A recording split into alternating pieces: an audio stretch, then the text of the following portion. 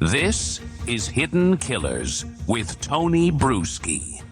There's a certain kind of silence that doesn't come from lack of evidence. It comes from too many people benefiting from the same lie. The Epstein case has always been this kind of silence.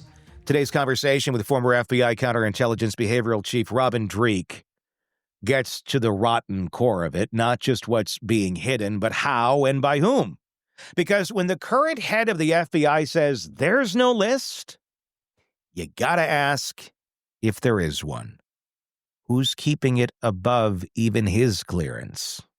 We break down how investigations like this actually work inside the Bureau, not the movie version with a single agent kicking down doors, but the sprawling network of interviews, field offices, source reports, digital case files, internal memos, and oversight layers. Robin takes us deep into the mechanics.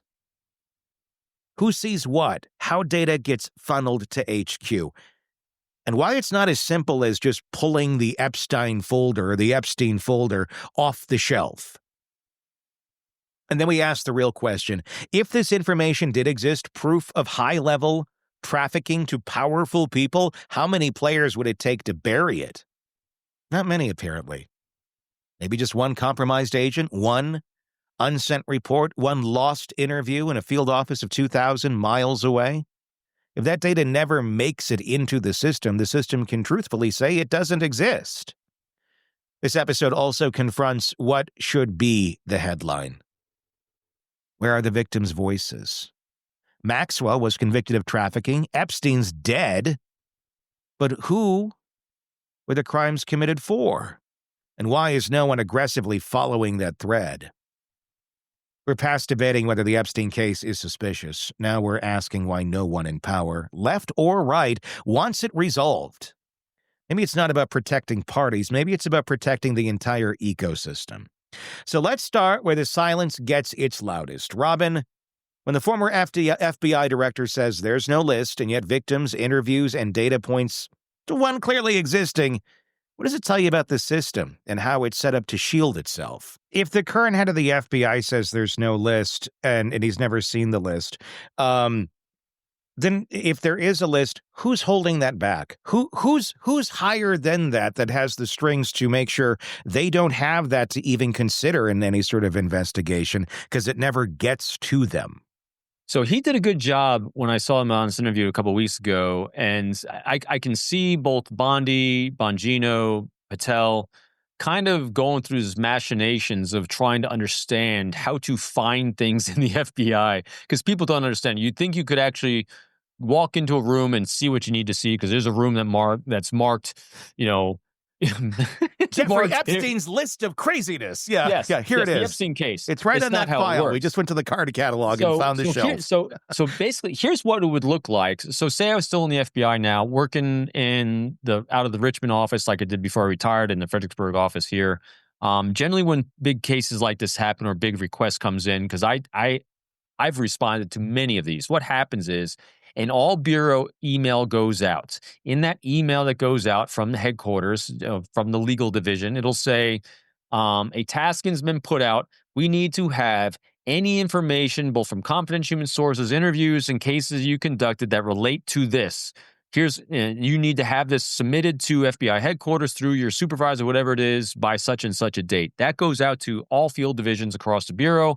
And you have to respond, and I'll tell you, they cancel leave, they cancel everything to get people to respond to these inquests that come out.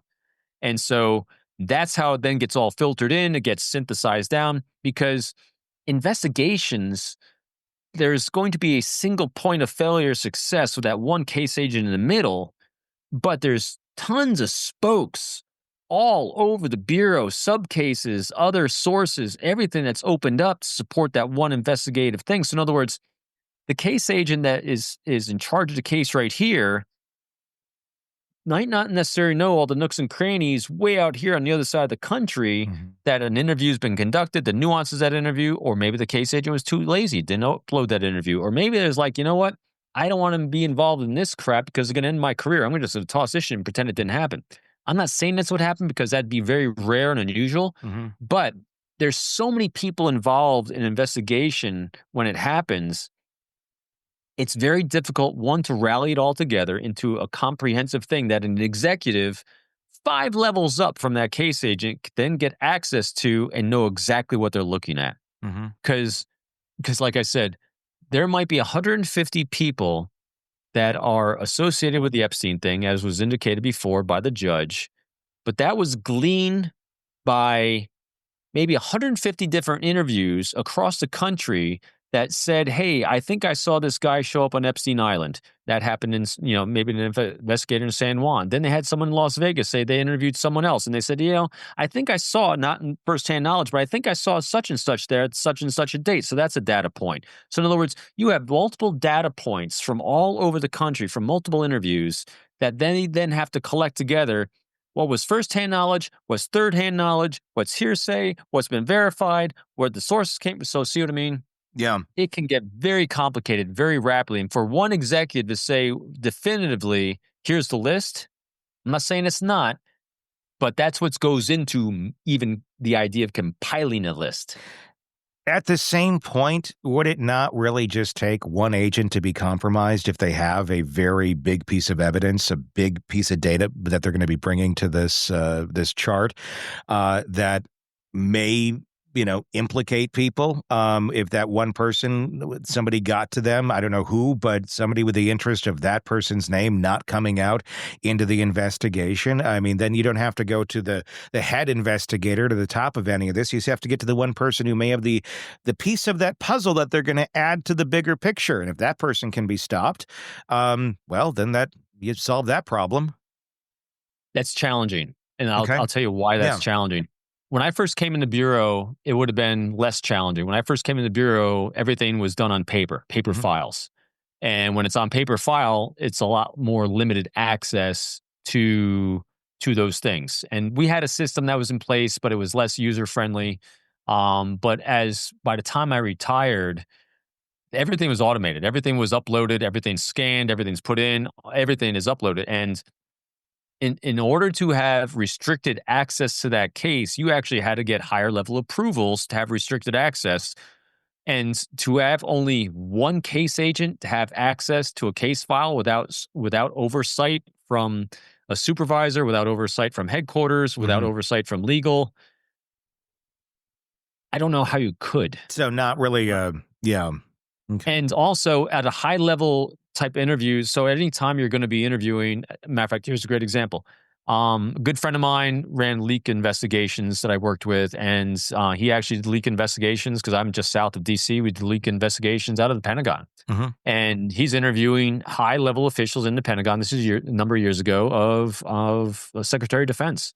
And when you're doing those kind of high level interviews, you think just a case agent's going to those, lowly guy like me on these interviews? No, he actually had another case agent went with him, and someone from FBI headquarters, an executive, had to show up for that interview as well. So you had at least 3 FBI people in that room, as well as the individual being interviewed and someone from his staff as well. So there's so many.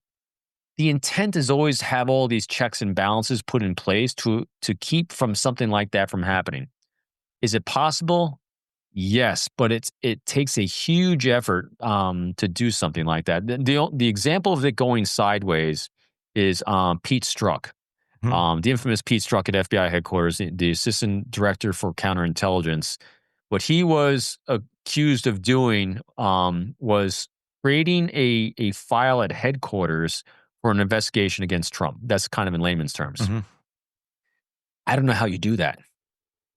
So files inside the FBI, investigations at the FBI can only really be started at the field office level. They're managed and oversight by headquarters, but headquarters doesn't have an investigative arm.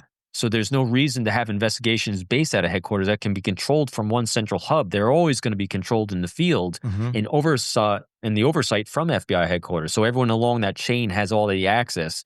So those are very, very, now granted, there was investigations we did on the counterintelligence side, like the Trump thing would have been, very high level, very compartmentalized. I mean, we hand walked files over to DOJ all the time that were not uploaded in the normal way. But there's always more than just one or two people involved in something like that. I've never known a case, and I've worked really super high level ones at that same level, and it's hard to imagine that could happen. It's Yeah. very hard to imagine. As much as Yeah. people want to believe the conspiracy on that side, and I'm with you. There was more to this because of Trump's reaction and everything in there. There's more to it than we're seeing. I'm not quite sure what it is, though. I think the big question now is, I mean, list whatever anyone wants to call it, just data of that fact that there was a lot of people. I mean, look, they indicted Ghislaine Maxwell, for trafficking. Well, who did she traffic? Because we have no list. Yes. So that's a big question. You have victims that are still alive out there, some who are not, that are probably wondering, along with a lot of other people, okay, the government has seen the accusations against a lot of big people in this. You have this list. Why aren't you doing anything? Yes, Epstein is dead. These victims are still alive. Is it because Epstein can't be there to back any of this up anymore, or flip? And because if you just stay silent on this, really nothing will happen to these people because they have the influence and the power, and we don't want to disrupt that? There clearly is data here that shows people were being trafficked to high power people, and that information is being stopped by the government from coming out. Why?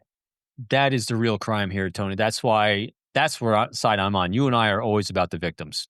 And I don't know why that's not being looked at more. Or maybe it is and we just don't know it. There's nothing, then there's nothing. But if there's I don't think so. I'm with you. Why are we not focusing on the victims of this? Because like you said, there's still victims out there that were traumatized by this, that were trafficked supposedly by this.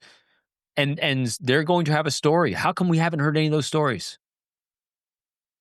I'm with you on that one. Because I don't care about the list if it doesn't do anything on who was there.